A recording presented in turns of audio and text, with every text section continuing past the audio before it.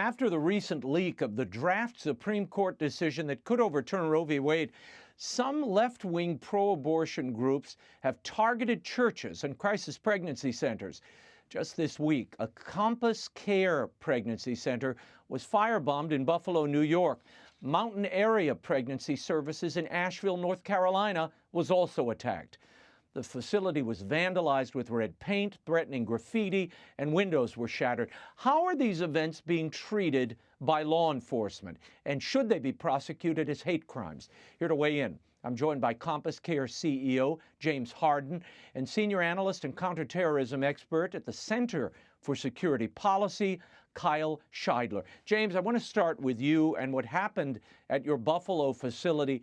Can you tell us a bit about the extent of the damage your facility endured and the response by law enforcement so far? Yes, thank you for having me. It's an honor to be with you today. Our facility sustained catastrophic damage, fire throughout, smoke damage throughout. It's going to take months to repair. Police and fire rescue responded at 2:30 in the morning to smoke in the facility. And when they arrived, they found all the windows broken, fires lit. So the investigation is ongoing. The FBI is involved. Local police in Buffalo are involved, and we expect a report from the police no later than tomorrow. But we had video footage on security cameras trained at all the points of penetration. And that video footage was taken for review by the FBI and local police. There were multiple perpetrators. We know that. We hope that they're going to be caught and brought to justice.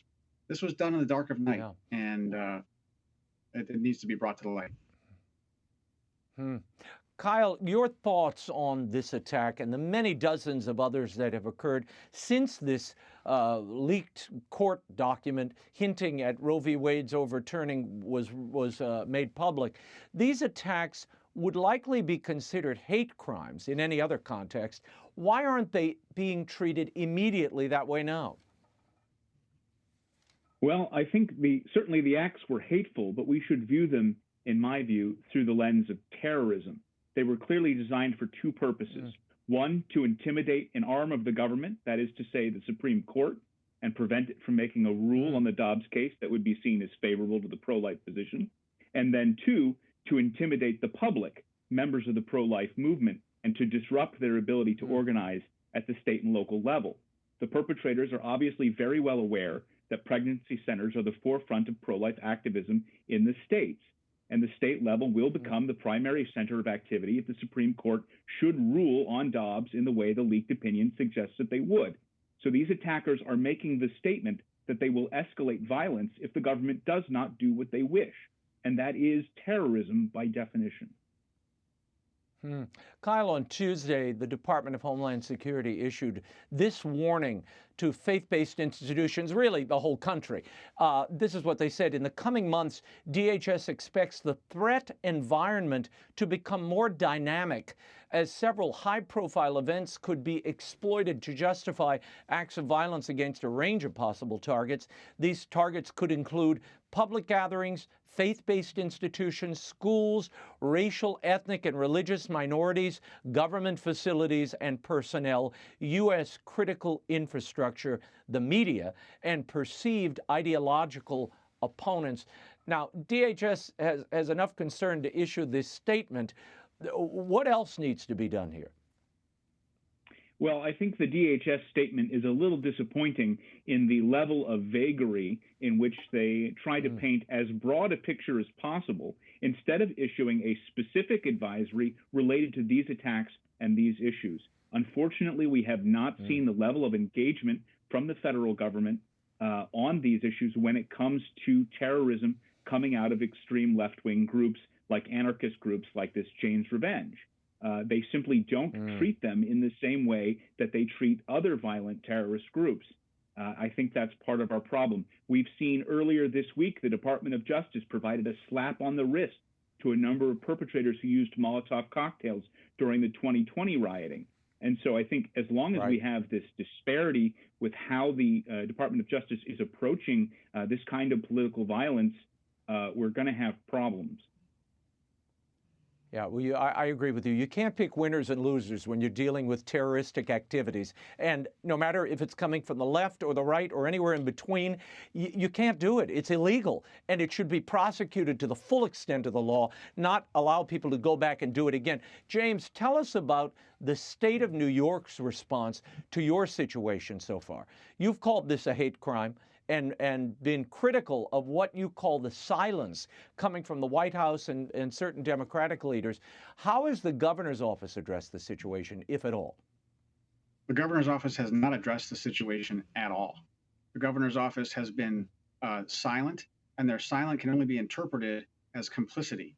You know, silence by political leaders emboldens this kind of activity. They need to come out and specifically denounce violence against pro-life pregnancy centers.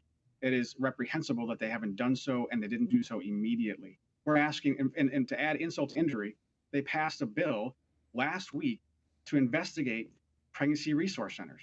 I mean, why don't they redirect that? Why doesn't Governor Hochul veto that and redirect those resources to investigate true arson crimes and terrorist acts by abortion activists? Kyle, I want to bring you into this and get law enforcement's perspective on this. These attacks are becoming more organized, it seems. Jane's Revenge has claimed responsibility for not only the Compass Care firebombing, but a facility in Wisconsin and another in Oregon is probably also their work. And the Asheville facility has the marks of Jane's Revenge as well. We hear a lot about domestic terrorism, and you mentioned this earlier. This seems to be a new organized domestic terrorism. Shouldn't it be treated as such? I know police in Casper, Wyoming, released video of a woman torching an abortion clinic. That's from the other side. And as I said earlier, I think any act of domestic terror should be investigated and prosecuted, yes? Well, absolutely. That needs to be the standard, Raymond. And unfortunately, I don't think that's what we have at this moment. As to Jane's Revenge, the way to understand it is as a pro-abortion militant anarchist group. But the way anarchists are organized, they organize in local cells. In all likelihood, the individuals who are conducting these acts have voluntarily identified themselves as Jane's Revenge. It is unlikely that there is a hierarchy or that they receive orders, although they may communicate from cell to cell a little bit or use social media in ways. So one of the problems we have in responding to this threat is that the federal government does not treat anarchist organizations as genuine criminal conspiracies. They treat them as a bunch of loony individuals operating separately, and that's not the way to understand them. Although they are cellular in structure, they are very organized, and they need to be treated as an organization. Yeah, this is like Al-Qaeda. I mean, operating through cells in the United States. How are these groups? So you're saying they're not being tracked by federal authorities? The level of understanding from federal law enforcement regarding left-wing extremism in general and anarchist extremism in particular, in my mind, has been very poor. They generally have taken an approach that anarchist groups or anarchist individuals are primarily a local law enforcement problem. That's really unbelievable. And again, it looks like they're choosing who to prosecute and who not to prosecute based on their political activism, which is no way to maintain law and order. James, how has this attack affected your ability to serve women and children in your community? And are you intimidated by this? We are not intimidated. This attack had slowed us down a little bit the day of the firebombing. They forced patients to have to drive 60 miles to our facility in Rochester, which is a hardship on a lot of these patients. But we continue to serve them. And the outpouring of the church and the generosity of the communities around essentially would not have Compass Care and Compass Care Services homeless. We got up and running in a new undisclosed location for security purposes. The very next day, we're serving patients as we speak. This is it's a heinous crime, and what the attack was not really on Compass Care as much as it was on women. This was an attack on women who desperately need ethical medical care and comprehensive support in their hour of crisis. Yeah, I think people don't realize what crisis pregnancy centers do, and that they're primarily caring for these mothers and their children. And I mean, thank God nobody was there, though. That was the great relief here, James, that, you know, no one was present, because you can imagine what might have the victims that might have followed should it have happened in the daytime. So I'm kind of glad it happened when it did. Kyle, before we run out of time, from your experience studying and examining these domestic terrorist cases, what do you fear most in this climate that has developed around this anticipated Supreme Court decision?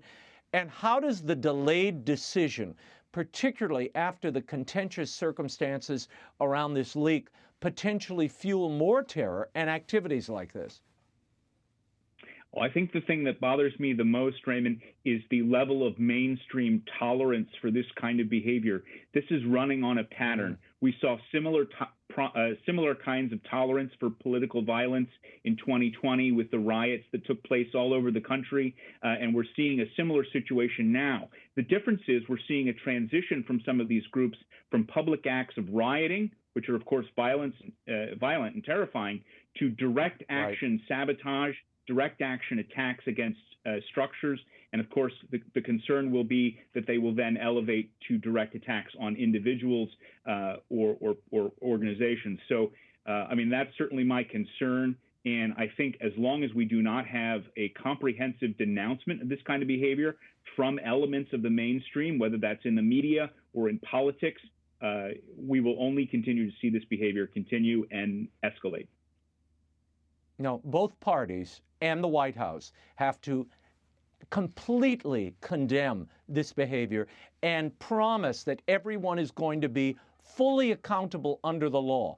And at this point, we haven't heard that, because everybody's protecting their political base. But this unleashes a chaos in the country and a dangerous element that, frankly, we can't put up with, and I'll bet Americans won't, certainly in some parts of the United States. James, I'm going to give you the last word. Oh, thank you very much. You know, if people want to get involved, if they want to do something, they can go to prolifepregnancycenter.com to sign a petition urging their politicians, whoever they are, to specifically denounce violence against pro-life pregnancy centers. That's prolifepregnancycenter.com. Gentlemen, we will leave it there. Thank you both for being here. Thanks for having me. Thank you.